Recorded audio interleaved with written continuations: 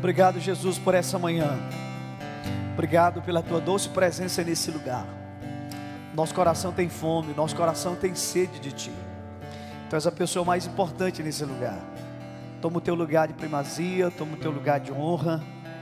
Fala aos nossos corações. Tudo que nós queremos é ouvir tua voz. Tudo que nós queremos é a tua presença. Não nos dê outra coisa, Senhor. Queremos a tua presença.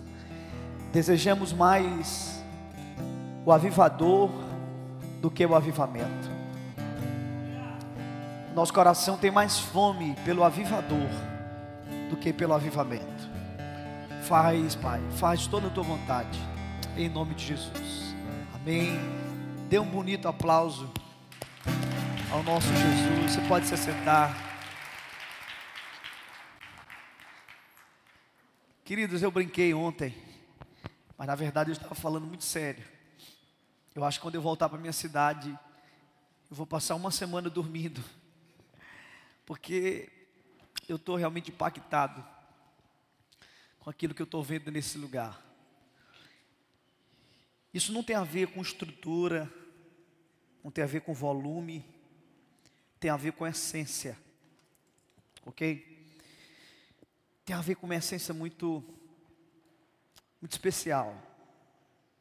Você sabe qual é a impressão que eu tenho quando eu entro aqui? Vou dizer para vocês qual é a impressão que eu tenho. A impressão que eu tenho é: se Jesus não vier, tudo isso aqui vai quebrar. Tudo isso aqui vai ruir. E por que isso me encanta? Porque eu já fui em lugares que eu tive a sensação que se Jesus não fosse, tudo iria acontecer do mesmo jeito. E as pessoas não iriam nem perceber que Ele não estava. O que mais me encantou nesta comunidade foi esse elemento. Apocalipse capítulo 3, versículo 20, tem um texto muito conhecido que muitos de nós usamos para os de fora. Eis que eu estou à porta e bato. Se alguém ouvir a minha voz e abrir a porta, eu entrarei, cearei com ele e ele comigo. E aí nós muitas vezes dizemos para aquele que não conhece Jesus ainda: ó, Jesus está batendo na porta do teu coração e você precisa abrir para ele entrar. Ok, tudo bem, no contexto aplicativo até que vale essa interpretação. Mas se você for fazer uma análise mais profunda, naquele contexto, era um contexto para uma igreja. A igreja de Laodiceia. E é mais ou menos assim: Jesus estava do lado de fora, batendo, e eles estavam cultuando Jesus que não estava presente no culto. Não é estranho isso? Essa é a ideia do texto. Eu estou à porta. A porta da onde? Da igreja de Laodiceia. Vocês estão me cultuando, mas eu não estou aí, eu quero entrar no culto que é para mim. Por isso eu disse ontem que tem uma geração que está surgindo, que vai perceber a ausência do Cordeiro. E essa geração vai exigir de nós uma coisa: a gente não vai poder funcionar no automático. Posso ouvir um amém? Essa geração de homens de Deus não pode funcionar no automático. Porque o reino de Deus não é movido pelas coisas que eu aprendi. Ontem eu citei aqui Sansão, mas tem algo sobre ele que eu não falei ontem, eu queria falar agora. Eu falei que o Sansão foi vencido pela ausência de Deus e não pela presença do inimigo. Mas se a gente for cavar um pouco mais, a gente vai descobrir que o problema de Sansão foi o seguinte: diz a Bíblia, e se levantou Sansão como das outras vezes. Olha só, como das outras vezes. Sansão fez isso tantas vezes que ele aprendeu. Então teve um momento que ele disse assim: Deus, fica aí, porque eu já aprendi a fazer. E agora eu vou fazer sozinho a tua obra. E é uma desgraça, é uma tragédia quando a gente tenta fazer a obra de Deus sem Deus. Então o problema de Sansão é que ele tentou fazer sem Deus a obra de Deus. Então, o que fica como extrato de tudo aquilo que a gente aprendeu ontem? A gente não pode mudar nossas comunidades sem o Espírito Santo. Mas o Espírito Santo conta conosco para mudar as nossas comunidades. Gente, se você me der qualquer tema, eu vou sempre terminar bem aí nesse ponto. Porque essa é a minha mensagem. Quando o homem descobre a sua mensagem, ele consegue ser profundo em 1 minuto. Eu tenho um programa de TV na minha cidade, o nome dele é Pare e Pense 2 Minutos. Quando você descobre sua mensagem, você consegue ser profundo em 2 minutos. E quando você descobre a sua mensagem, você não consegue ser enfadonho em 5 anos, em 10 anos. Eu estou praticamente há 10 anos pregando sobre isso. Porque eu descobri a minha mensagem. Essa é a minha digital, é a minha contribuição no reino de Deus. E eu estou muito feliz. Você está feliz? Eu estou muito feliz. Muito feliz. Minha esposa vai ganhar um marido feliz quando eu chegar no Maranhão. Meus filhos vão ganhar um pai feliz. E a igreja vai ganhar um pastor feliz. Eu estou muito feliz. Então pegue a sua Bíblia em Isaías capítulo 6. Prometo a vocês que eu não vou me demorar. Mas deixa eu te dar uma dica. Nunca acredite num pastor que diz eu não vou me demorar. Nunca acredite. Mas eu vou me esforçar, acho que eu vou conseguir hoje. Isaías capítulo 6, uma história clássica da Bíblia, conhecida por todos nós. Mas vamos ler. Mesmo sentadinho, eu quero que você acompanhe na sua Bíblia. E diz assim: no ano da morte do rei Uzias, eu vi o Senhor assentado sobre um alto e sublime trono, e as abas de suas vestes enchiam o templo. Serafins estavam por cima dele, cada um tinha 6 asas. Com 2 cobria o rosto, com 2 cobria os seus pés e com 2 voava. E clamavam uns para os outros, dizendo: Santo, Santo, Santo é o Senhor dos exércitos. Toda a terra está cheia da sua glória. As bases do limiar se moveram à voz do que clamava, e a casa se encheu de fumaça. Então disse eu: ai de mim, estou perdido, porque eu sou um homem de lábios impuros, e habito no meio de um povo de impuros lábios, e os meus olhos viram o Rei, o Senhor dos exércitos.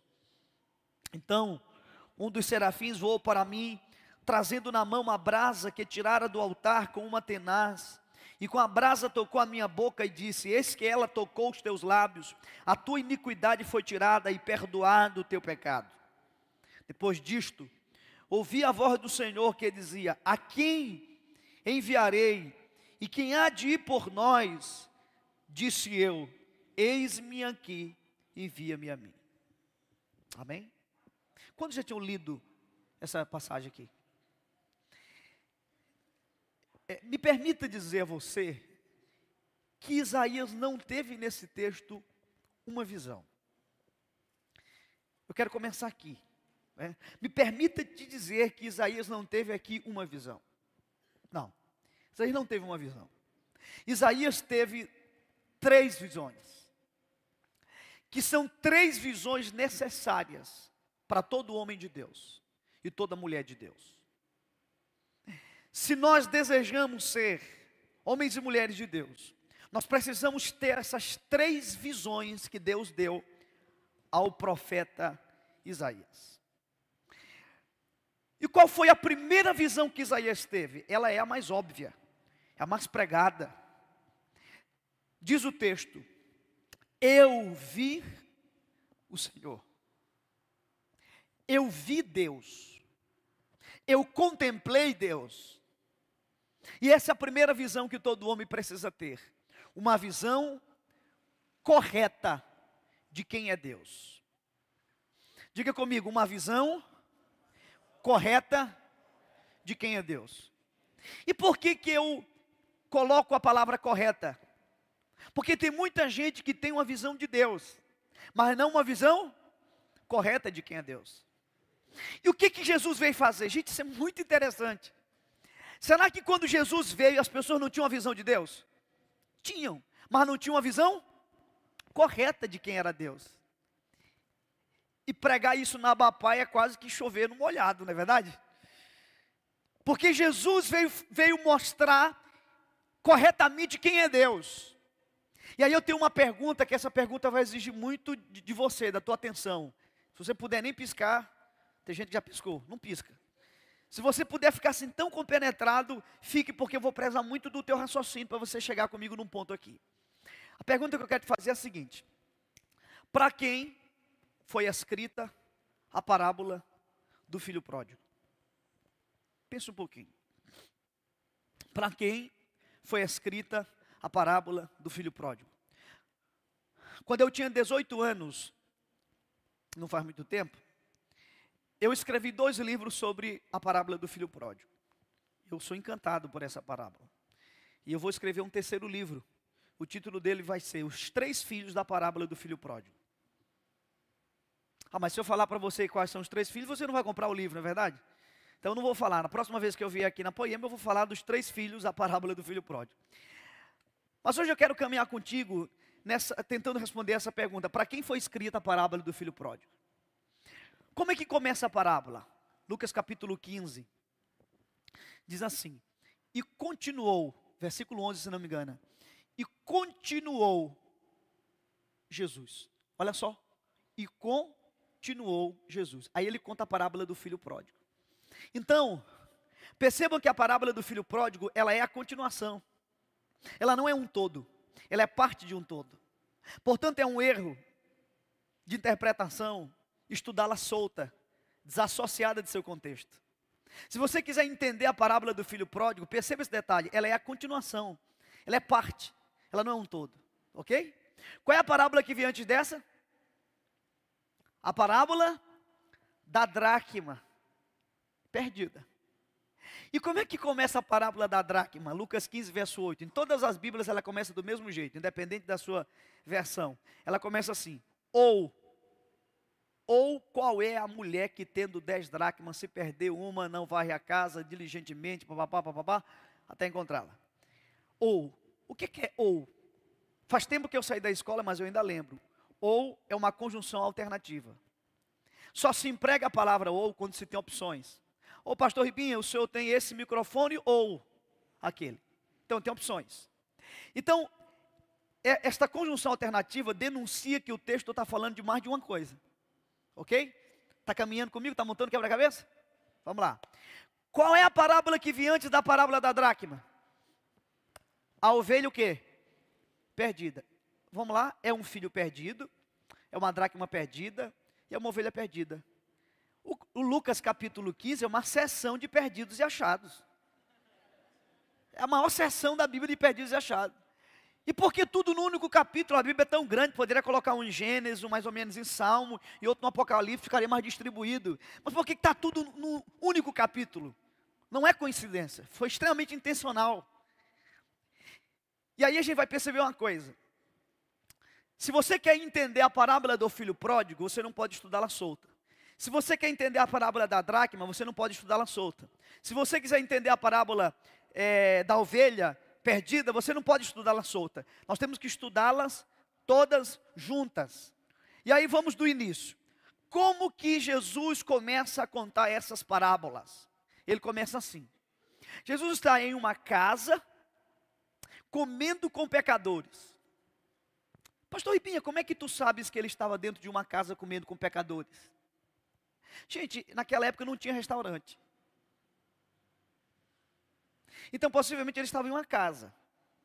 E diz a Bíblia que do lado de fora, do lugar em que Jesus estava, comendo com pecadores, arrazoavam em seus corações os religiosos e questionavam por que Jesus comia com aquelas pessoas.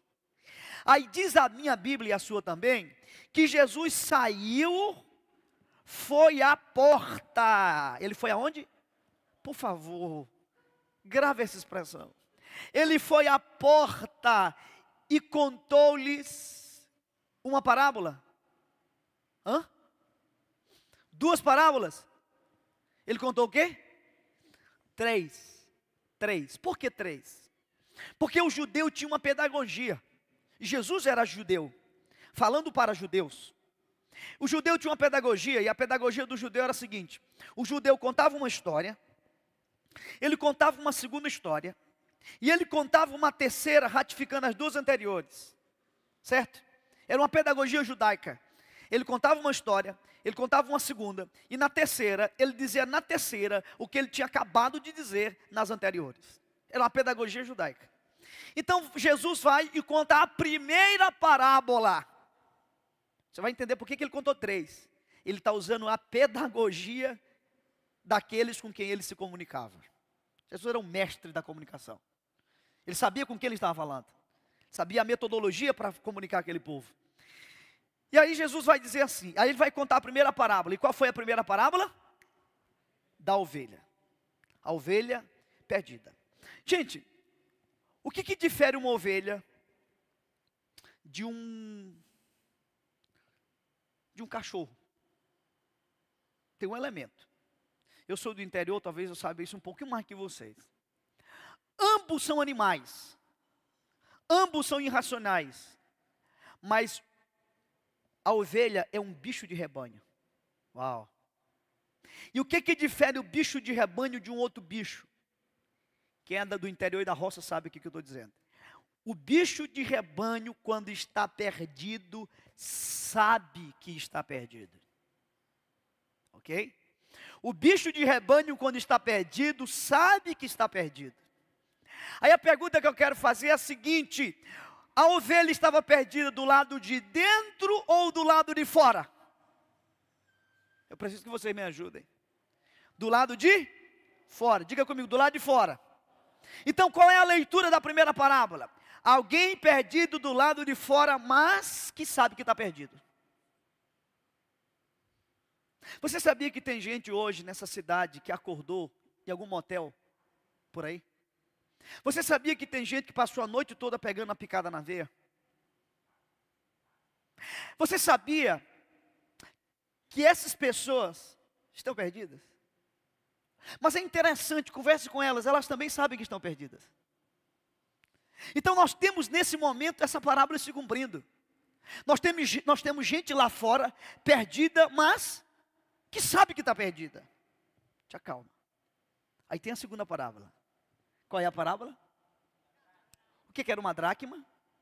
Uma moeda. O que difere a moeda de uma ovelha? A moeda é um objeto inanimado. Portanto, não tem cérebro. Não tem consciência. Ela não tem consciência. Agora, ela estava perdida do lado de fora ou do lado de dentro? Ai, ai, ai, ai, ai. Qual é a leitura da segunda parábola? Alguém perdido do lado de dentro, mas que não sabe que está perdido. Meu Deus. É verdade a primeira parábola, mas é verdade a segunda. Assim como tem gente lá fora, nesse momento perdida e que não sabe que está perdida, eu quero dizer aos senhores que tem gente do lado de cá, perdida, mas que não sabe. Eu amo esse silêncio. Ele me diz que vocês estão pensando. Eu consigo ver fumaça saindo de vossas cabeças. Então nós temos alguém perdido do lado de fora, mas que sabe. E alguém perdido do lado de dentro, mas que não sabe. Vamos lá. Aí Jesus conta a terceira. Alguém consegue lembrar qual era a pedagogia do judeu? Contava uma história, contava uma segunda, e na terceira, ele dizia nela o que ele tinha acabado de dizer nas duas anteriores. Pois eu quero te dizer, me permita te dizer, não é mais uma heresia que eu estou construindo aqui, mas me permita te dizer que essa parábola não deve ser chamada de parábola do filho pródigo. Se eu dissesse isso no início, você nunca ia aceitar. Por isso que eu risquei, na epígrafe da minha Bíblia, se você pegar daqui a pouco eu te mostro, eu risquei e não está escrito a parábola do filho pródigo. Pastor, o senhor está questionando a palavra de Deus? Não, senhor. Eu estou questionando a epígrafe, ok? E a epígrafe não é um texto canônico. Eu estou questionando isso. E você vai perceber que ela diz nela o que as duas anteriores falavam. Porque o que difere a terceira das duas anteriores? É porque a primeira falava de uma ovelha, a segunda fala de uma dracma, mas a terceira não fala de um filho, fala de dois filhos. Eu quero ver se você está comigo. Quem é o pródigo? O pródigo é um cara, gente, que ele está lá fora bebendo todas, da número 1 a 51. Já viu gente assim? Ele está lascado, ele está perdidão, ele está com as meretrizes, ele está no... né? Mas conversa com esse cara, ele sabe que ele está perdido. Mas ele tem um irmão. E quem é o irmão? É um cara que nunca saiu da casa, mas que também está perdido. Só tem um detalhe, ele não sabe. Então, se você me acompanhou, você percebeu que a ovelha está representada na parábola pelo pródigo. Ok? E a dracma é quem? O mais velho, o irmão. E, gente, você sabe qual é o problema do irmão do pródigo? O problema do irmão do pródigo não era o lugar que ele frequentava. Ai. O problema do irmão do pródigo era o relacionamento que ele não tinha. Tem alguém comigo aqui nessa manhã? Diz ai, ai, ai. Ui, ui, ui. O problema do irmão do pródigo não eram os lugares que ele frequentava, era o relacionamento que ele não tinha. Porque se você ler com atenção, você vai perceber que ele tratava o pai como um chefe. Ele tratava o pai como um patrão. E esse é o problema da religião. Porque a religião olha para o pai e vê nele um Deus. Mas os filhos do evangelho olham para Deus e veem nele um pai. Por isso que Jesus Cristo disse: Pai nosso. Ele é o nosso pai. O que Jesus veio fazer? Ele não veio dizer para as pessoas creiam em Deus, porque elas acreditavam em Deus. Ele veio mostrar corretamente quem era Deus. Deus é Pai, Pai nosso. Então, nesses anos de ministério, um dia desses eu pregando em algum lugar por aí sobre isso, uma pessoa veio falar comigo e disse assim: pastor, eu estou há 10 anos na igreja e eu nunca me encontrei. Aquele dia caiu uma ficha. Tem pessoas perdidas lá fora. E tem gente que nunca se encontrou aqui dentro. Tem gente perdida no mundo. E gente que nunca se achou na igreja. Mas eu quero te dizer que há uma candeia acesa nesse lugar. Ah, e você vai ser encontrado. Você vai ser encontrado. Tem gente que nunca se encontrou. Ah tá, vamos aqui. Eu parei bem aqui. Eu disse para vocês, gravem uma coisa. O que foi? Alguém lembra? Ele estava à porta. Gente, vocês perceberam como que a parábola dos filhos termina? A parábola dos filhos termina como a história começa. Como é que a história termina? A história termina com o pai na porta, tentando persuadir o irmão mais velho a entrar e participar daquela festa. Existe uma coisa na Bíblia que a gente chama de lei da identificação. Quando você quiser entender uma parábola, procure as figuras e identifique o que aquelas figuras representam. Então vamos lá, nessas histórias todas, o irmão do pródigo representava os religiosos que estavam na frente de Jesus. Ai, ai, ai. E quem era o irmão do pródigo? Os pecadores que estavam comendo com ele. Sabe qual é a mensagem que Jesus está dizendo para mim e para você? Jesus é menos ofendido pela sinceridade de um pecador do que pela hipocrisia de um religioso. É isso mesmo. Ele é menos ofendido pela sinceridade de um pecador do que pela hipocrisia de um religioso. Hoje à noite eu vou pregar sobre isso aqui. Só sobre isso. Religião e reino. Mas deixa para a noite. Vamos para cá. Então, nessa história toda, para quem foi contada a parábola do filho pródigo? Para os pecadores e para os religiosos. Jesus queria alcançar todos. Ele diz: olha, tem gente lá fora que nunca se encontrou, que está perdida e que sabe que está perdida. Mas tem gente que nunca se achou aqui dentro. Por quê? Porque não tem relacionamento comigo. Gente, de que nós estamos aproximando os novos convertidos? De um relacionamento ou de um lugar? Porque Jesus não veio me levar a um lugar. Jesus veio me levar a um relacionamento. João 14,6, disse Jesus: eu sou o caminho, a verdade e a vida, e ninguém vem ao céu. E ninguém vem à igreja, se não for por mim. É assim? Na sua Bíblia? Como é que diz lá? Ninguém vem ao Pai. Ao Pai. Nós precisamos ir ao Pai. E a gente tem que aproximar o novo convertido do Pai. Lembra do que nós falamos, acho que foi antes de ontem? A igreja é o sal. O sal não sacia a sede. O sal provoca a sede. Quem sacia a sede é a água. E a água é uma figura de Jesus Cristo. Só Ele pode saciar a minha, a sua e a sede de Taubaté. E a sede do Brasil e a sede do mundo. Aleluia.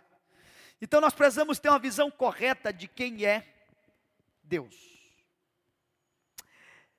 Querido, o que define se eu sou a igreja, não é o lugar que eu frequento, é o relacionamento que eu tenho. É isso que me define como igreja. Deixa eu te dizer uma coisa.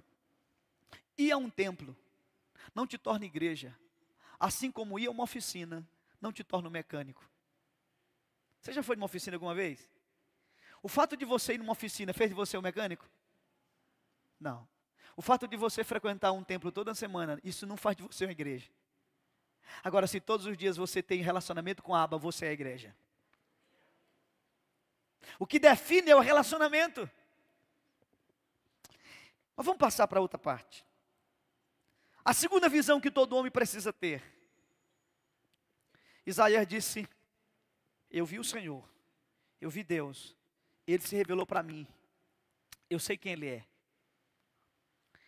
Aí ele diz assim: ai de mim, ai de mim. Aí eu amo essa expressão, ai é uma expressão de dor, né? Ai de mim. A segunda visão que todo homem precisa ter é uma visão de quem ele é. E quando Isaías se permite ser tocado por Deus, quando Isaías se permite que os seus lábios, que eram impuros, fossem tocados por Deus, Isaías é enviado por Deus. Olha aqui para mim. Deus não pode enviar quem Ele não pôde tratar. Tem gente que não está se permitindo ser tratado, e por isso não está sendo enviado. O pior é que tem gente que não está sendo tratado e está se enviando. Nem todo mundo que está indo é Deus que está mandando. Porque Deus não envia quem Ele não pôde tratar. Deixa eu te dizer uma coisa. Quando eu tinha 16 anos de idade, eu comecei a pregar o evangelho, botei a mochila na corte e saí pregando o evangelho. E eu lembro que quando eu tinha 16 anos de idade, eu senti uma coisa que talvez você nunca sentiu. E eu louvo a Deus se você nunca sentiu isso.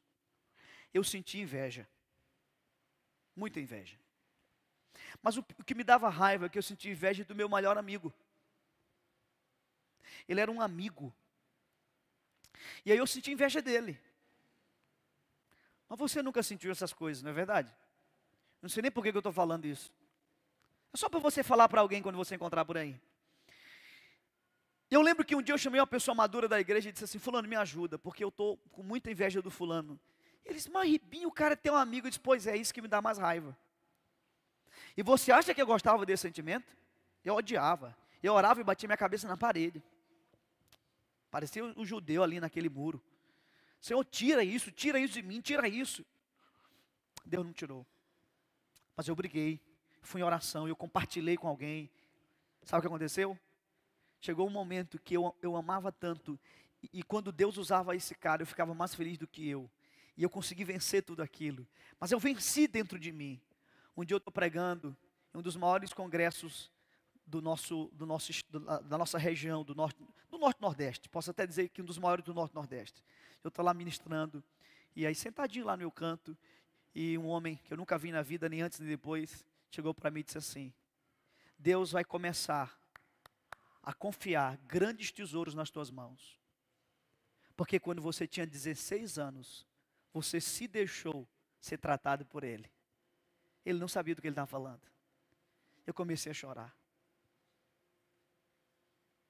Se você não se permite ser tratado hoje, você está abortando um destino. Meu Deus. Ai. Você está abortando uma história. Você já deve ter escutado isso muitas vezes. Quem confessa fraqueza, não confessará fracassos. Se você não aprender a confessar fraqueza, você vai confessar fracassos.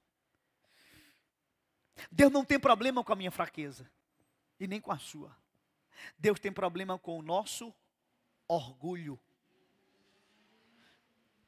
A fraqueza humana não é um problema para Deus, o orgulho humano sim. Há uma história na Bíblia que eu gosto muito. Jesus entra numa sinagoga. Olhe para cá, essa história é legal. Ele entra numa sinagoga e ele encontra um homem que tem uma mão mirrada. Uma mão mirrada. Gente, eu tenho um amigo de infância que ele tem uma mão mirrada. E só depois de 4 anos de intensa amizade, me encontrando com ele todo dia no campinho de futebol, só depois de 4 anos que eu percebi que ele tinha a mão mirrada. Sabe por quê? Porque ele vivia escondendo a mão. Eu não sei como é que ele conseguiu durante 4 anos esconder a mão dele de mim. Mas eu não vi a mão dele. Por quê? Porque é um instinto do homem caído. O homem caído esconde suas deficiências. Ai. Quando Deus chega no Éden, depois da queda, o que diz a Bíblia? Que Adão estava escondido.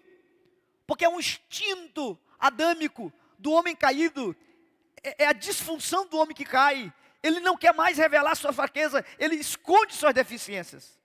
Outro dia a gente estava tirando foto em algum lugar, pregando por aí, a gente foi tirar um grupo de jovens e tudo, e aí uma moça na hora que foi tirar foto, ela disse, para pastor, para, deixa eu virar.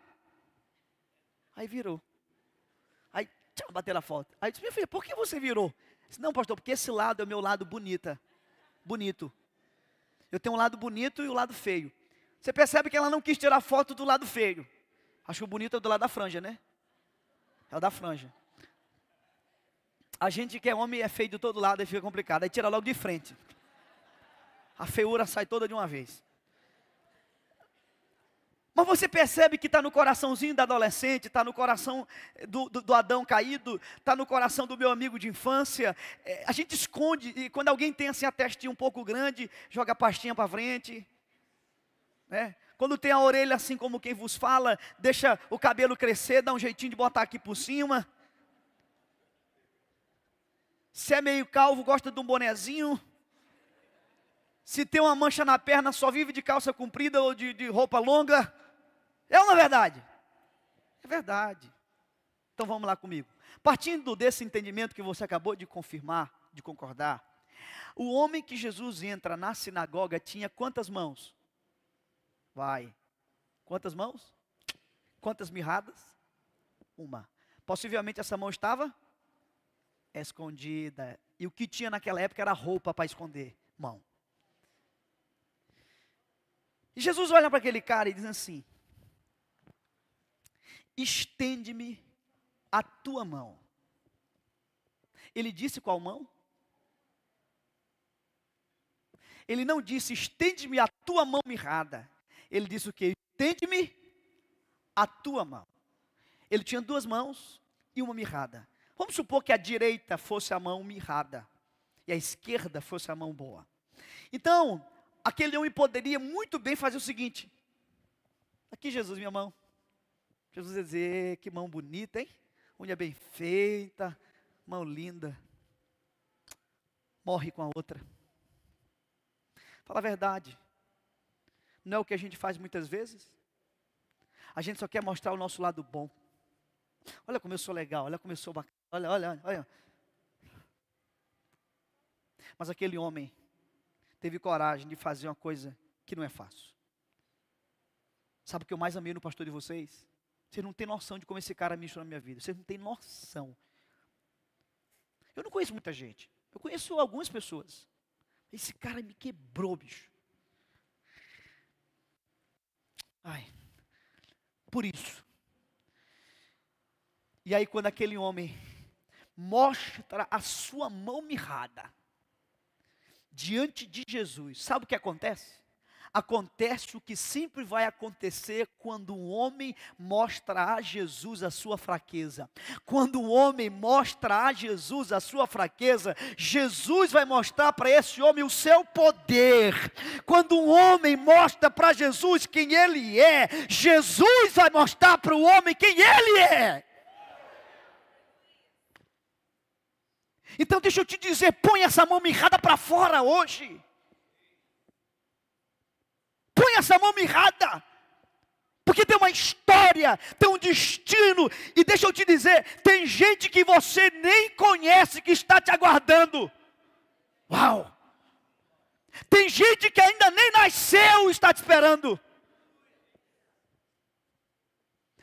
Por isso, quando você ou qualquer outra pessoa, quando um homem atrasa o seu ministério, ele está de alguma maneira atrasando o ministério de outras pessoas.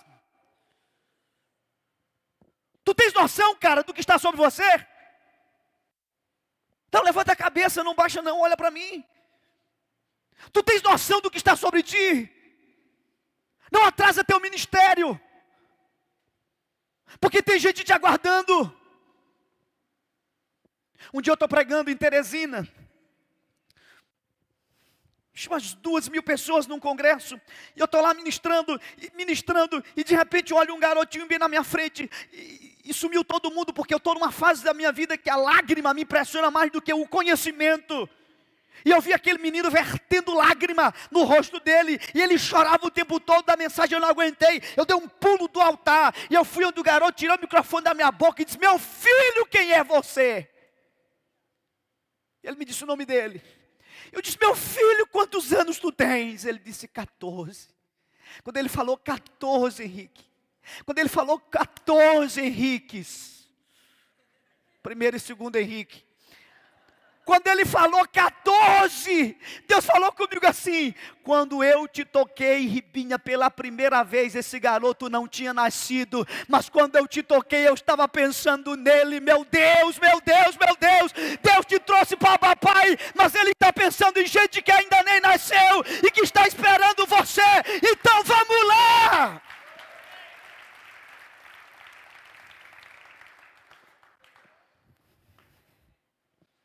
Uma vez Deus disse assim para mim: tem lugares que tu nunca vai colocar os teus pés.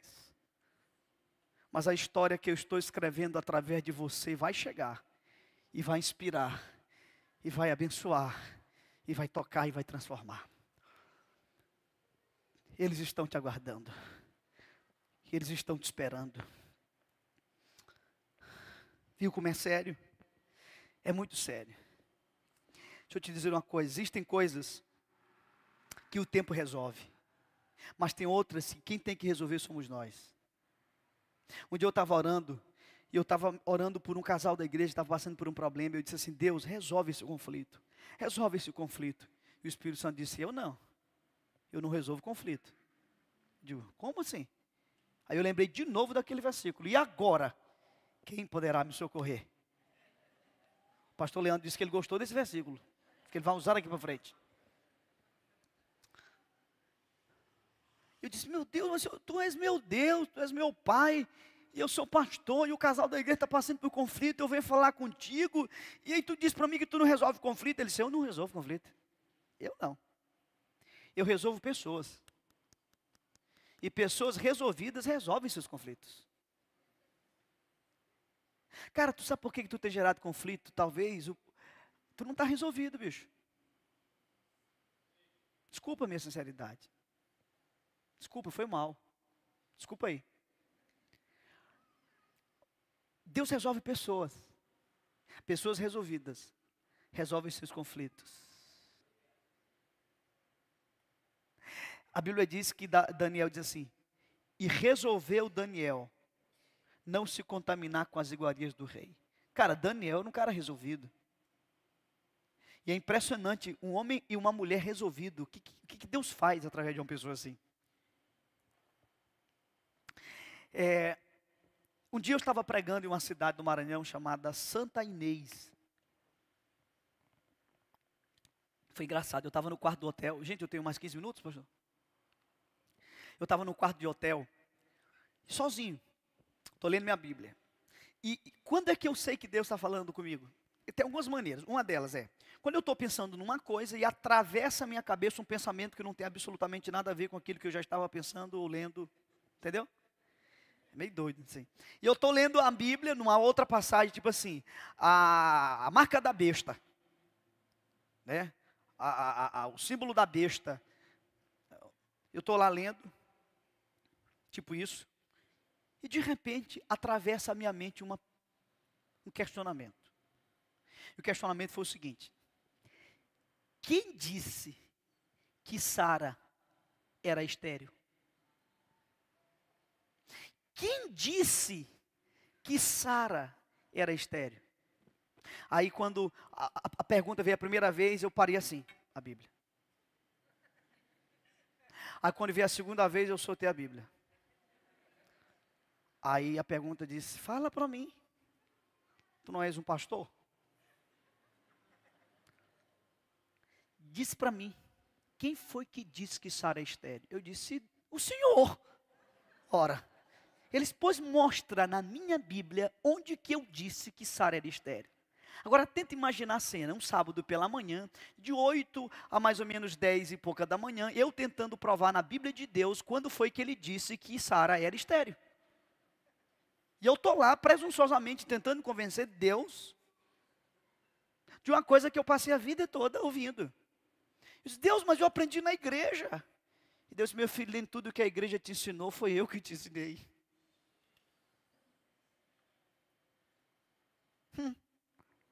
Ai, ai, ai. Ui, ui, ui. E aí, eu fui na Bíblia provar para Deus. Gênesis, capítulo 13. Não, 13 não, deixa eu ver. 11. Gênesis capítulo 11, vamos lá. Versículo 30. Gênesis 11, versículo 30. É legal isso aqui. Gênesis 11, 30, aí eu cheguei para Deus e disse assim: Deus está aqui na tua palavra. E a Bíblia diz assim: Sara era estéril e não tinha filhos. Eu disse: Deus, eu vou te mostrar outro texto, porque não se forma uma doutrina só com versículo, tem que ter um compêndio de texto. Eu vou te dar mais um texto aqui. E aí eu fui para Gênesis capítulo 16, vai lá, Gênesis 16, versículo 1. Diz assim: ora, Sara, mulher de Abraão, não tinha filhos, tendo, porém, uma serva egípcia por nome Agar. Ele diz: está aqui, Senhor. Ele diz: meu filho, põe teu óculos. Põe teu óculos, meu filho. E eu pus meu óculos. E eu te convido a voltar, rebobina a fita e vamos ler tudo de novo. Essa foi uma revelação interessante. Gênesis 11, versículo 30, diz assim: Sarai era estéril e não tinha filhos. E quem que não tinha filho, gente? Quem era estéril, gente? Tá, vamos lá de novo. Vamos, Gênesis capítulo 16. Põe o óculos. Põe o óculos.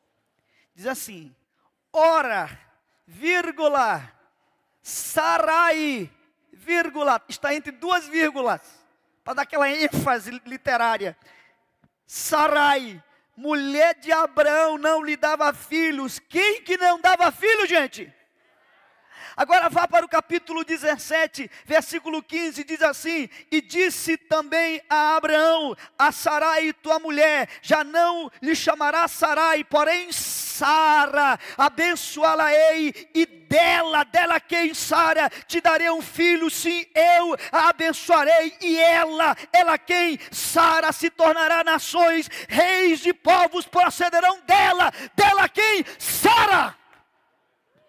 Uau! Sara nunca foi estéril. Sabe por quê? Porque no reino de Deus não existe problema de esterilidade. O que existe é problema de identidade. Yeah!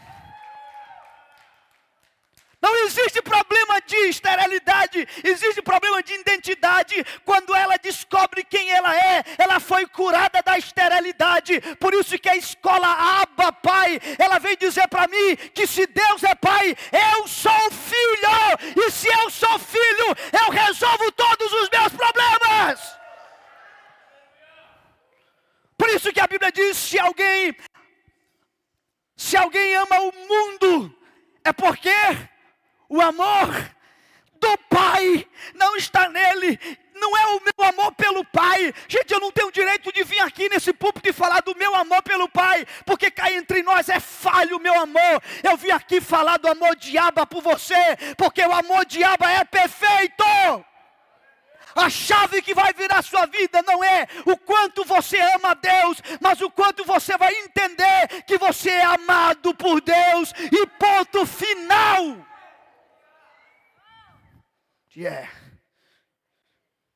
Essa é toda a nossa história. Tem uma música, uma canção que a pastora Flávia canta, linda, minha esposa canta também, e diz assim: não sou mais escravo do medo. Eu sou o quê? Filho de Deus. Irmãos, eu preguei isso na nossa igreja. E tem um irmão que ele trabalha naquele carro que transporta valores. Ele é o cara que usa aquela escopetona.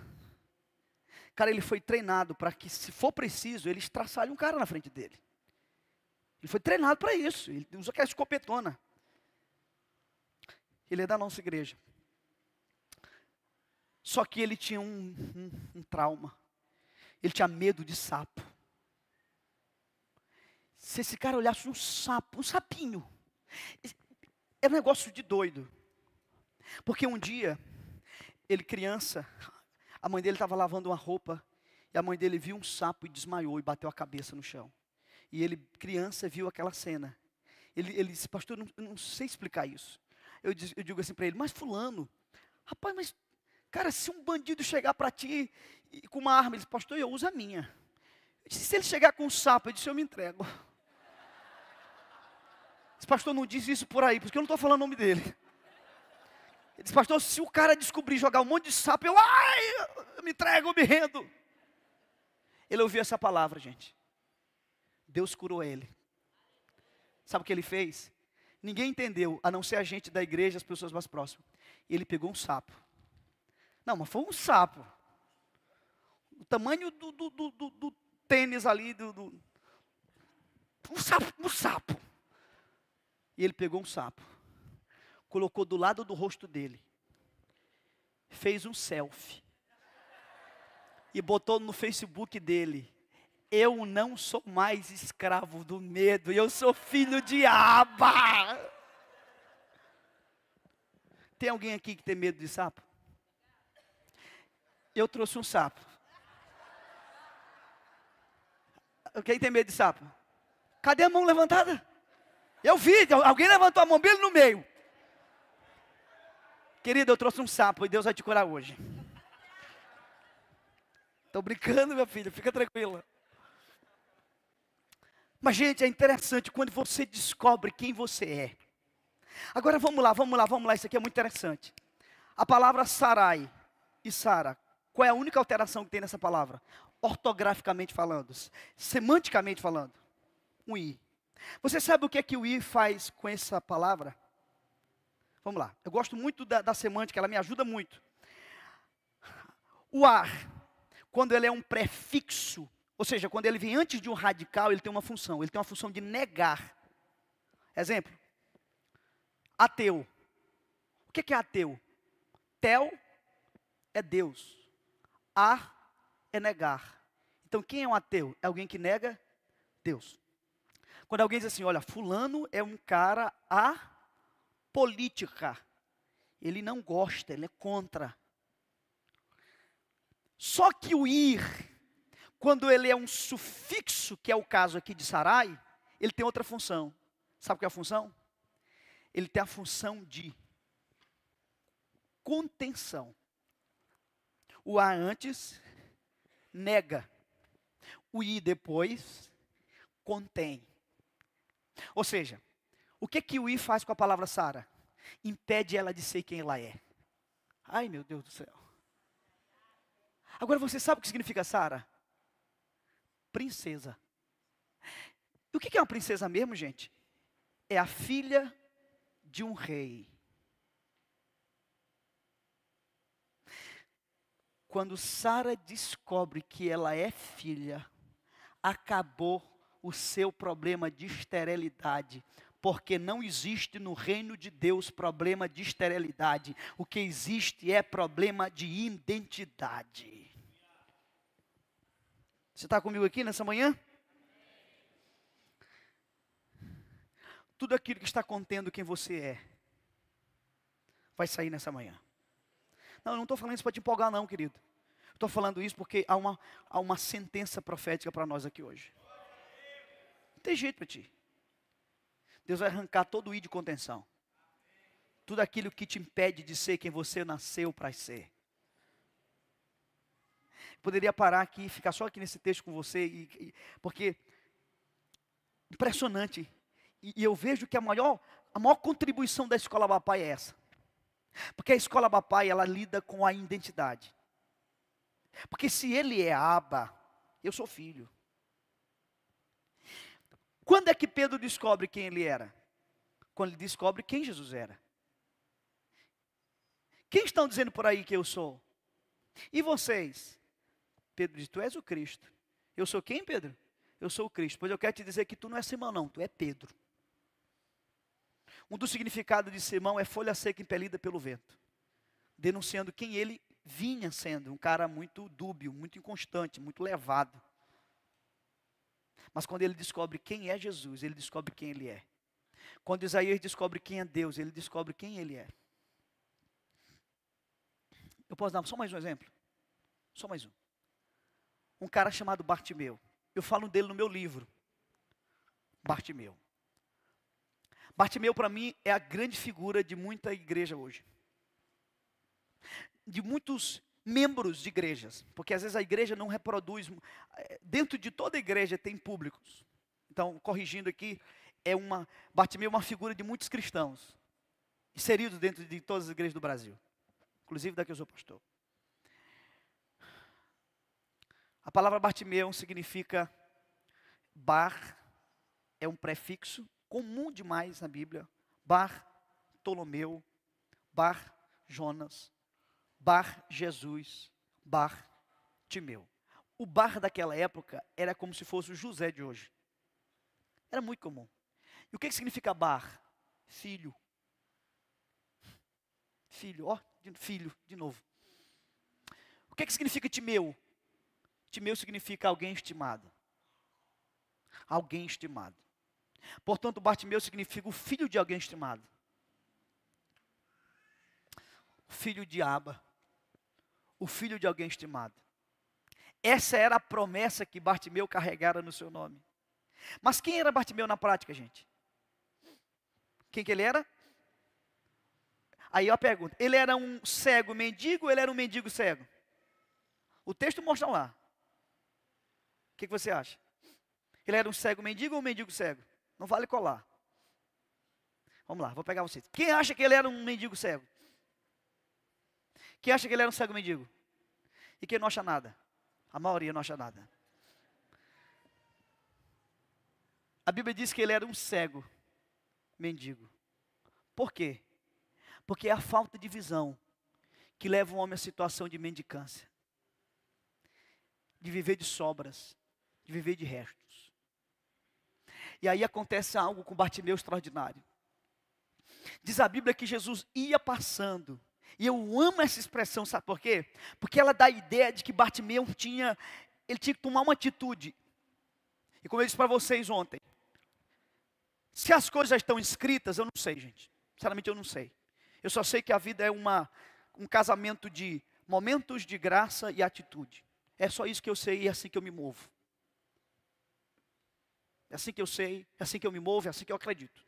E aí Bartimeu estava lá escanteado na beira de algum caminho, na cidade de Jericó, na rua 8, sentado por lá, e Jesus ia passando, ele ia passando, e essa passagem ia passando, me toca por quê? Porque os estudiosos dizem que Jesus não voltou mais àquela cidade.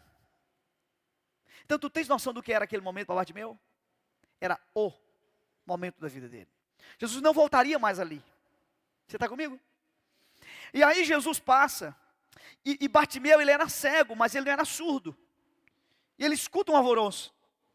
E aí ele pergunta assim, quem está passando aí? Alguém diz, é Jesus. E ele começa a clamar, e a gente conhece a história, né? E ele clama, e aí alguém chega para ele e diz assim, te cala. Por quê? Porque tem uma coisa que vai acontecer. Todas as vezes que um homem se levanta para mudar de vida, muitas vozes vão se levantar para tentar abafar o seu clamor. Gente, todas as vezes que você disser assim, eu vou mudar, te prepara, porque vozes vão se levantar para tentar abafar teu clamor. E aí, pastor, o que eu tenho que fazer? Faça o que Bartimeu fez, ele intensificou o clamor, intensificou a busca. Sabe que ele gritava e ele clamava mais alto. Até que Jesus faz o seguinte, olha aqui, imagina, deixa eu ver aqui, aqui. Imagina Jesus bem aqui, ó, bem aqui, nesse ponto aqui. Imagina o Bartimeu bem aqui. E aí a Bíblia diz que Jesus manda alguém a Bartimeu dizer assim, Bartimeu, Jesus te chama. Vai ganhar um presente quem acertar. Qual foi a primeira coisa que Bartimeu fez?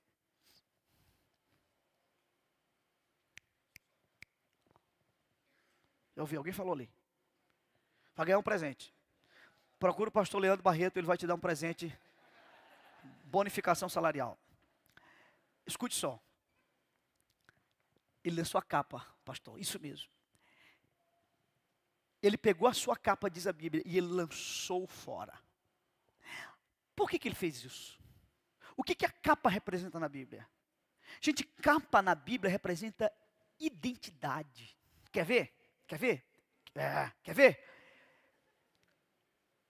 Por que Deus ficou tão chateado com Acã? Porque ele pegou a capa da Babilônia. Poxa, é só uma capa, gente, é uma capinha. É porque capa é uma figura de identidade. Quando Acã pega a capa da Babilônia, ele está pegando a identidade da Babilônia.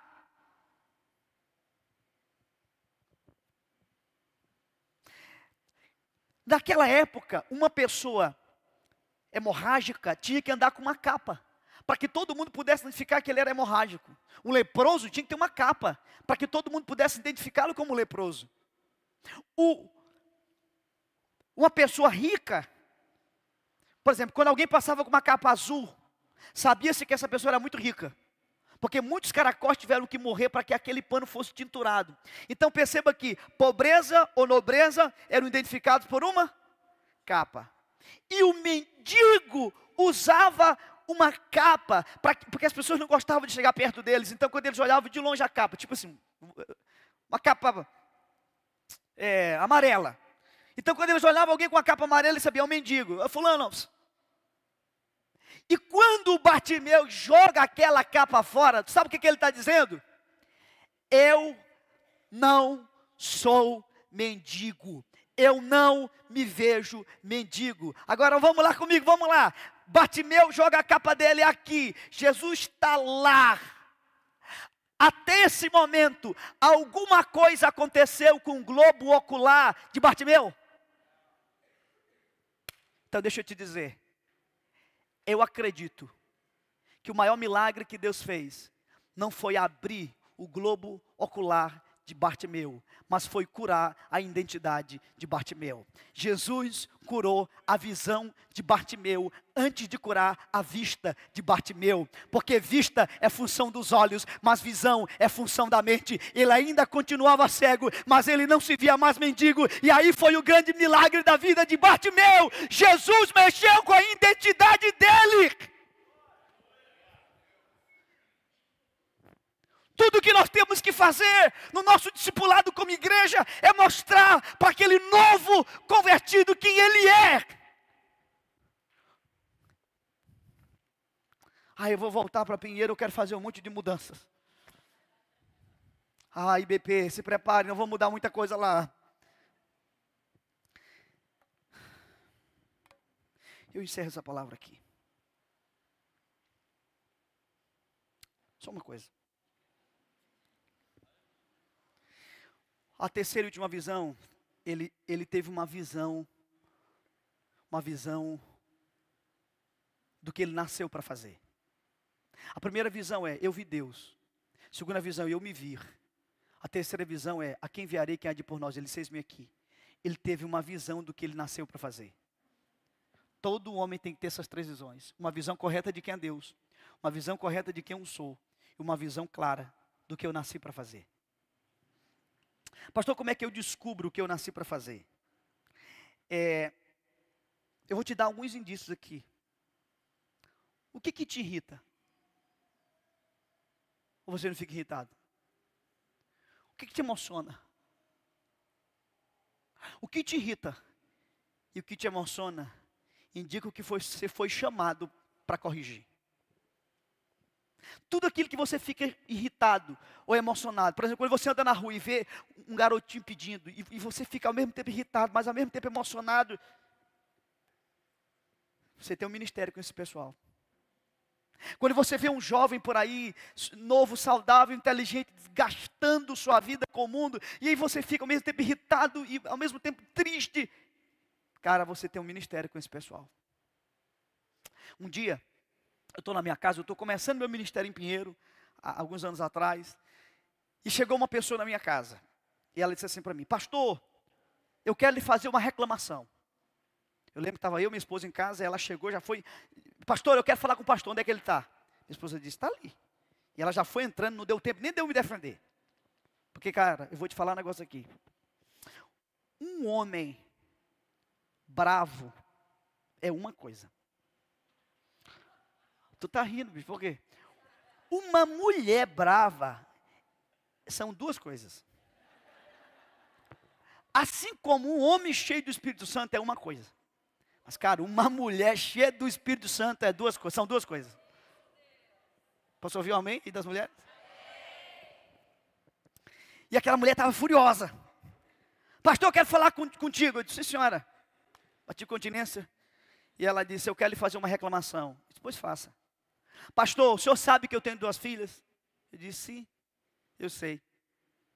E o senhor sabe que as minhas filhas não estão vindo para a igreja? Eu disse: sim, eu sei. E o senhor sabe que as minhas filhas estão indo para outra igreja? Eu disse: sim, eu sei. Pastor, e o senhor sabe por que elas não estão vindo para cá e estão indo para outra igreja? Eu disse: sim, sei. O senhor sabia, pastor, que a nossa igreja, nessa altura do campeonato, já deveria ter um trabalho, um ministério específico com criança, e a gente ainda não tem? Eu disse: sim, sabia, irmã, que a gente já deveria ter. Pastor, eu quero dizer que está errado, está muito errado, porque a igreja deve se preocupar com as crianças e deveria ter uma escolinha, um ministério para cuidar delas. O senhor sabia disso, pastor? Eu disse: sim, sabia. E cada vez que eu dizia eu sabia, eu irritava mais ela. Ela disse: o que é que o senhor vai fazer além de dizer que o senhor sabia? Eu disse: eu sabia que entraria uma pessoa aqui, porque Deus me disse. E agora eu vou fazer com você o que Deus me disse. Aí ela: o que foi que Deus lhe falou? Eu disse: vem cá, querida, eu vou lhe dizer o que Deus me falou. Fecha seus olhos. Ela fechou só um, eu disse: fecha os dois. Fecha os dois, querida. Mas ela fechou. E eu disse: Deus me disse que entraria uma pessoa aqui furiosa. E Deus disse para mim: pega o óleo e unge ela e consagra ela para ela começar o ministério infantil da IBP. E querida, eu quero te consagrar. Gente, eu já consagrei vários pastores na minha vida, mas eu nunca botei tanto óleo na cabeça de uma pessoa como eu botei na cabeça dela. Ela: e pastor, o que é isso? Minha filha, Deus está te dizendo: você irá começar o departamento infantil da IBP. Hoje são 200 crianças lá no nosso departamento.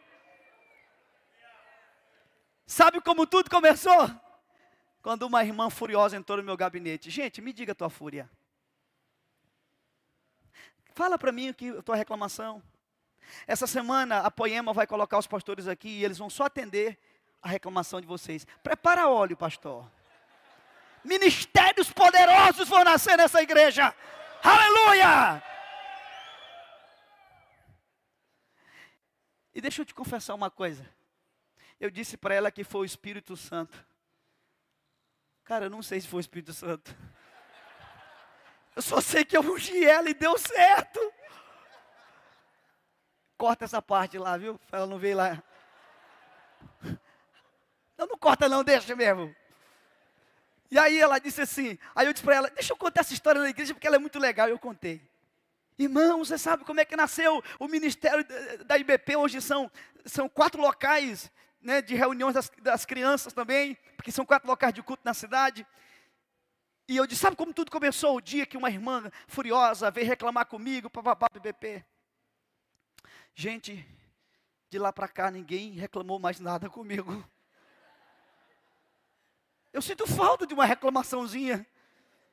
Aí eu pensei, um dia eu peguei um gasofilaçozinho, coloquei na porta da igreja, nas portas. Eu disse, gente, durante esse mês eu quero que vocês me ajudem a avaliar a igreja.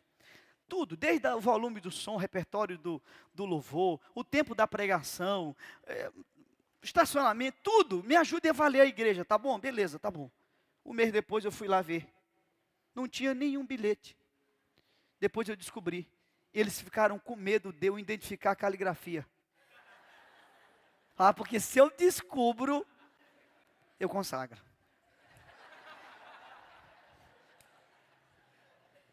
É forte, né? É. E a gente que é pastor, a gente gosta desse negócio. Vem, fala a tua reclamação para nós. Um dia, Moisés estava andando nas ruas do Egito. E ele viu um egípcio maltratando um israelita. Henrique, aquilo foi tão forte, cara. Aquilo irritou tanto esse cara que ele matou o cara. Sabe por quê? Porque ele era um libertador.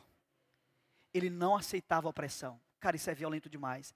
Aquilo pulou, aquilo em erupção, aquilo fluiu de dentro dele. Cara, a gente nasceu para corrigir nossas cidades. A gente é a resposta de Deus para o conflito da terra.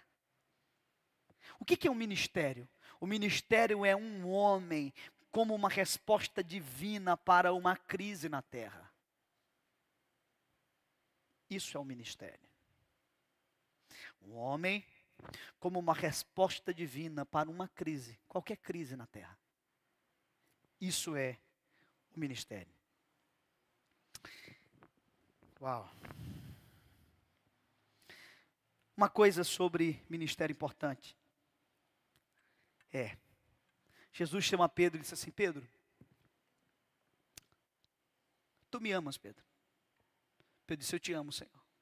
Ele disse, então vai e apacenta as minhas ovelhas. Ou seja, vai lá, cumpre teu ministério. Aí Pedrão, tá bom. Aí Jesus, Pedro, vem cá de novo. Pedrão, tu me ama, Pedrão? Senhor, eu te amo. Então vai lá, segue teu ministério. Pedro, vem cá. Tu me amas, Pedro? Senhor, eu te amo. Então vai lá e segue teu ministério. Você já entendeu o que Jesus queria? Jesus estava dizendo o seguinte, Pedro, deixa eu te falar. Antes de você seguir teu ministério, vamos resolver uma questão aqui nós dois. Tu me ama, cara? É para mim que tu está fazendo tudo isso? Porque, Pedro, quando tu conseguir resolver, Pedro, essa questão, se for realmente para mim, Pedro, que tu está fazendo tudo, meu filho pode ir e pode fazer e realizar teu ministério. Gente, o reino é exigente demais. A religião não, mas o reino é muito exigente. Não basta fazer, eu tenho que fazer com a motivação correta. Eu tenho que fazer. Deus não vai avaliar o volume do que eu fiz. Deus vai avaliar o que eu fiz com a motivação que eu fiz. Então tem uma questão para ser resolvida. Vamos resolver com Jesus primeiro, antes da gente seguir o ministério da gente? Tem uma questão para ser resolvida antes. Tu me ama, Pedro? É para mim mesmo que tu está fazendo? Se não tiver ninguém, tu vai continuar fazendo. Porque, gente, nem todo mundo, cara, que a terra está aplaudindo, o céu está aprovando. Você sabia disso? Nem todo mundo que a terra está batendo palma, o céu está aprovando. Nicodemos, Jesus disse para ele, tu tens que nascer de novo. Nicodemos. Agora tu sabes o que significa Nicodemos? Nico, de onde vem Nike, conquistador, e Demos, de onde vem democracia. Demos é povo, popularidade. Nicodemos era um cara que conquistou a popularidade. O cara que conquistou o povo. O cara que conquistou as pessoas. O cara que conquistou as pessoas não tinha conquistado o reino de Deus. Não confunda popularidade com êxito. Vivemos uma geração meio complicada. Uma geração que avalia o ministério de um homem por quantos K ele é no Instagram.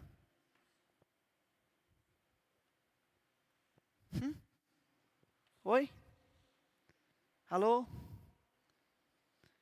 Vivemos uma geração que avalia o ministério de um homem por quantos K ele é no Instagram. Eu fui pregar num evento maravilhoso. Gente que eu amo e respeito demais. O Jason ali ministrou. A Laura Sougueles. O pastor Eibe. O pastor Eibe é um paizão do Brasil. E foi uma coisa maravilhosa e tal. E eu tive a oportunidade de chegar e de compartilhar também aquilo que Deus tem falado comigo. Porque deixa eu te falar, Deus fala com o cara que está na capital, mas Deus fala com o cara que está lá no interior da Baixada. Deus fala comigo debaixo da minha cama, gente. Você não acredita, não? Ele fala.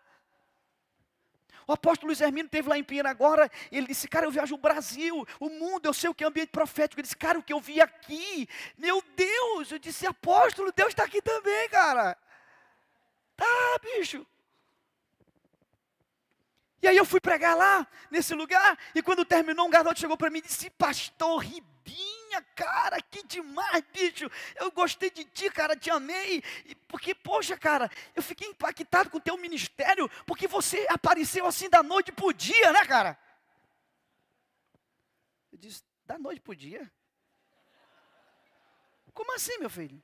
Não, porque ninguém sabe nada de ti, e de repente tu prega aqui, e aí tu apareceu. Aí eu fiquei pensando, meu Deus, eu deixo esse garoto ir? Pensar que é assim? Ou eu não me meto nisso? O que eu faço? Peguei ele. Meu filho, senta aqui. Meu filho, eu não apareci da noite para o dia não, meu filho. E nenhum homem de Deus aparece da noite para o dia. O homem de Deus não é monstro. O que nasce grande é monstro. Tudo que é orgânico nasce pequenininho. Eu disse, cara, eu estou desde os meus 16 anos de idade pregando o evangelho. Gente, eu já viajei de bicicleta quilômetros para pregar uma noite. E jantar um negócio chamado, oh meu Deus, qual é o nome? Eles pegam uma melancia, cortam a melancia no meio, tiram o miolo da melancia, põem farinha de mandioca dentro daquela melancia, e aquilo era comida. Curel. Até hoje eu sinto o gosto daquele curel. Amanhã no hotel eu vou pegar a melancia. Tem farinha por aqui? Amanhã eu vou comer um curel. Cara, eu já viajei quilômetros de bicicleta para pregar o evangelho. Aí o cara disse para mim que eu apareci da noite para o dia. Tem gente que você nunca ouviu falar e nem vai ouvir, mas que os céus conhecem. E deixa eu te dizer, nem todo mundo, cara, que a terra está aplaudindo, o céu está aprovando. Vocês vão ver. Muitos artistas vão sair do púlpito. E vocês vão começar a ver gente. Quem é esse cara? Quem é essa mulher? Da onde saiu? Profetas vão voltar. Porque o púlpito, o altar, não é lugar de artista, é lugar de profeta. Yeah! Meu Deus. Eu vou desligar o tablet para você ver que eu terminei. Tem um texto da Bíblia que eu sempre tive uma bola presa com ele. Você sabe, você conhece essa expressão? Eu fui jogador de futebol. A expressão bola presa é assim, você tem um entrave, né? Eu sempre tive uma bola presa com um texto da Bíblia. Porque as pessoas sempre usavam esse texto para me contrapor. É aquele texto que diz assim: corramos com paciência. E aí eu sempre querendo fazer as coisas, vamos lá gente, vai dar certo, e aí nós vamos ganhar as pessoas dessa cidade e tal. E o pessoal, pastor, te acalma, pastor. A palavra de Deus diz que nós temos que correr com paciência. Se eu puder, tira esse texto da Bíblia. É mesmo, correr com paciência. Mas um dia eu parei e disse, como é que corre com paciência? Irmão, ou corre ou tem paciência. Porque correr fala de movimento, correr fala de agitação. Eu já estou ofegante aqui só de... Como é que corre com paciência? Seria assim na câmera lenta, assim? Não, me ajuda. Como é que corre com paciência? Quem vai resolver esse problema? Ou será que paciência não é o que a gente pensa? Paciência é a ação de um sujeito chamado paciente. Paciente é uma pessoa que vai ao médico, que se submete a um tratamento. Cara, tu sabes o que significa paciente? Paciente significa aquele que é capaz de suportar a dor. Muda ou não muda tudo agora? Sabe o que é correr com paciência? Não desista do caminho e da carreira cristã, a despeito das lutas e das dores que você está passando. Não desista, não desista. E aí implode dentro de mim quando eu falo disso. Implode duas coisas. Primeiro, o texto que eu mais amo na Bíblia, que é 2 Timóteo 4:7. Combati o bom combate, completei a carreira e guardei a fé. Eu já tenho, gente, eu tenho 35, eu com 33, eu preguei a mensagem do meu velório. Eu tenho gravada a mensagem do meu velório. Está gravada. Eu vou morrer com 115 anos. Você não quer? Eu não sei quanto tempo eu vou morrer. Mas eu tenho a mensagem do meu velório. E eu pedi para minha esposa, minha filha, se eu me for primeiro que você, eu quero na lápide do meu túmulo. 2 Timóteo 4:7. Dizem que todo mundo tem 5 minutos de loucura por dia. Nos meus 5 minutos de loucura que eu tenho por dia, sabe o que eu faço? Eu vou pesquisar lápide de túmulo. Eu amo lápide de túmulo. Tem gente, outro dia falando isso, alguém disse assim, pastor, tem gente que só tem 5 minutos de sanidade por dia. Eu digo, pois é, os normais têm 5 minutos de loucura. A frase do túmulo de Leonardo Ravenhill. As coisas pelas quais você tem vivido, tem feito valer a pena o sacrifício do cordeiro? Toma.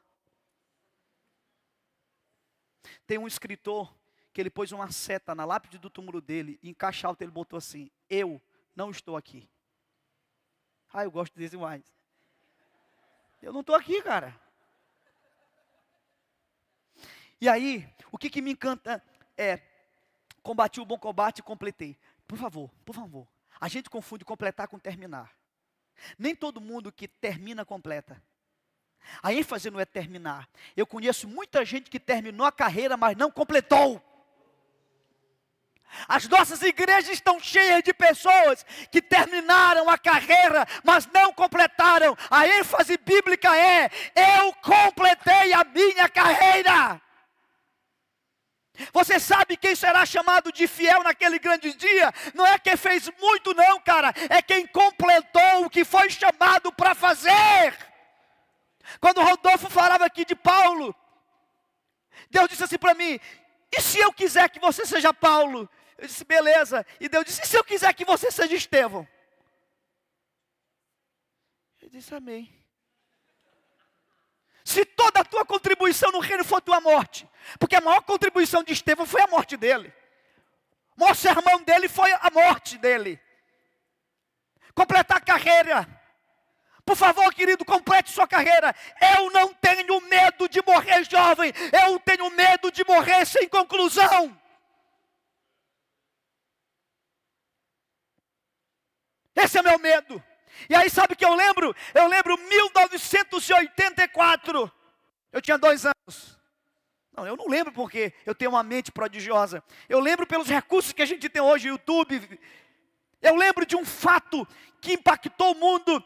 E nesse ano, nas Olimpíadas, foi esse ano, né? Ano passado, está passando tão rápido que não sabe mais de nada. Ano passado, nas Olimpíadas, essa cena aflorou, veio à tona de novo. Uma jovem senhora chamada Gabrielle Anderson, uma maratonista, que chegando perto da linha de chegada, ela começa a sentir câimbras, ela começa a sentir dores. Quem lembra dessa cena, gente? Você lembra? Ela começa a sentir dores, e aí os médicos do lado dela dizendo, para. Se ela tivesse parado, gente, ela teria terminado a prova? Teria terminado, mas ela não teria completado.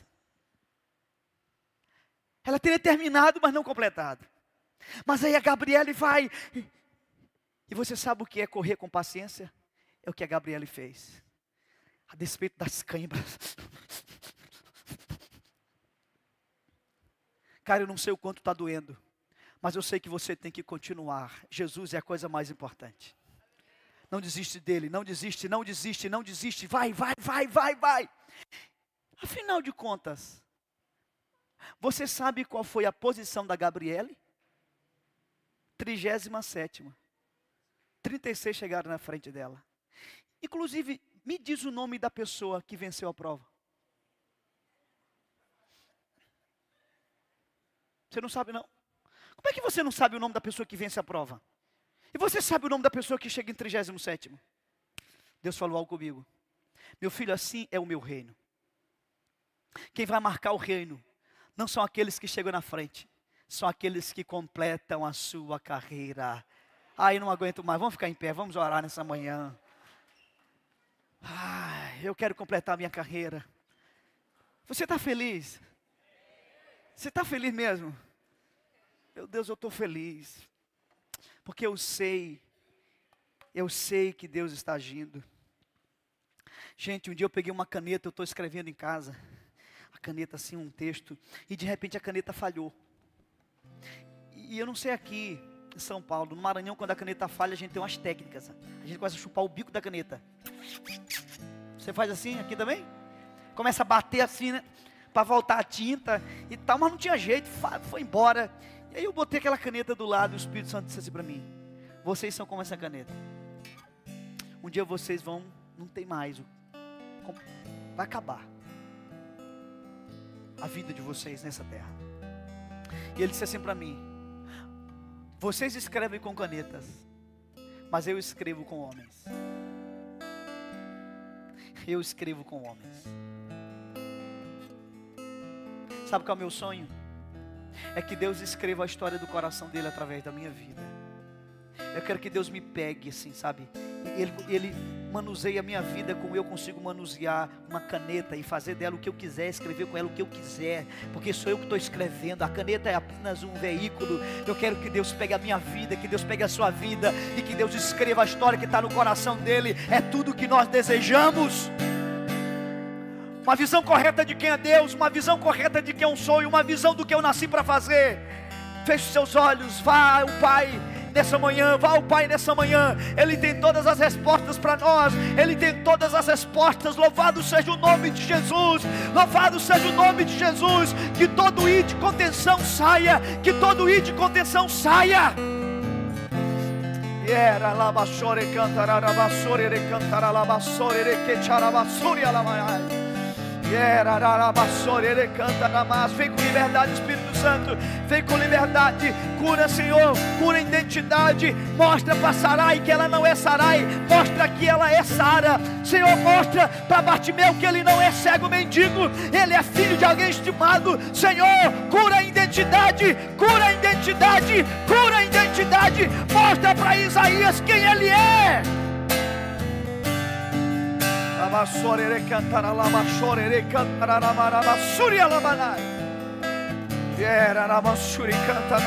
Espírito Santo, Espírito Santo, Espírito Santo, Espírito Santo, obrigado.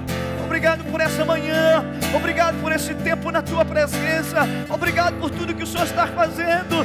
Meu Deus, nós sentimos que nós estamos, Senhor, caminhando no propósito eterno. Meu Deus, é como se tudo isso já tivesse sido escrito, e de fato já foi escrito antes da fundação do mundo. A minha mente pode não entender, mas é assim que o Senhor está conduzindo, e as coisas estão sendo feitas para a glória do teu nome. Alabassuri cantará, alabassuri cantará.